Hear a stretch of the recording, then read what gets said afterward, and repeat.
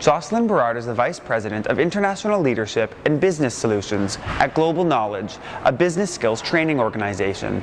Jocelyn sat down with Canadian HR Reporter TV to discuss how high-potential employees can be identified and developed within an organization. What's the difference between a high performer and a high-potential leader?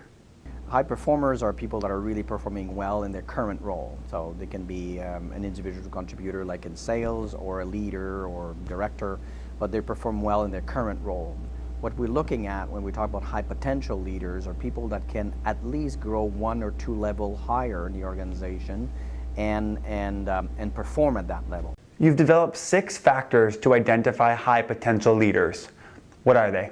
One of the factors will be the motivation to lead. Is the person really motivated to be a leader of others, leaders of people? In terms of drive and achievement, is this desire to succeed, to achieve goals, to bring the team with them and do it well, and overcoming barriers and challenges. Cognitive capacity, how they can handle all the information, the data, can they look at a lot of information and draw conclusions and identify trends.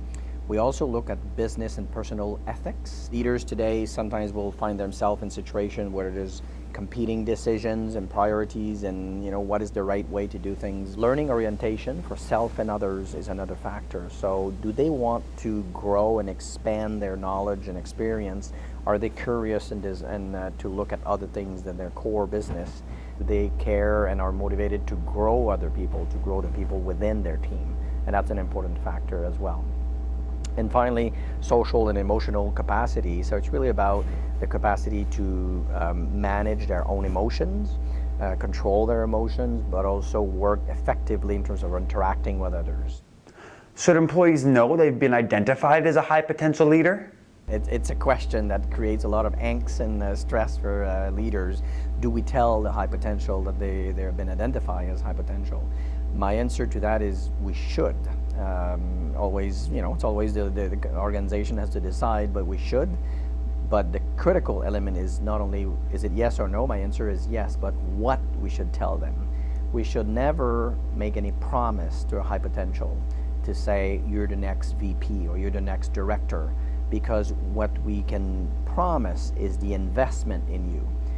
We can promise that we'll measure your skills, your knowledge and experience, we'll put a development plan together, we'll give you some assignment, we may give you a coach or go send you to do an MBA, but that's what we can promise. You have to perform.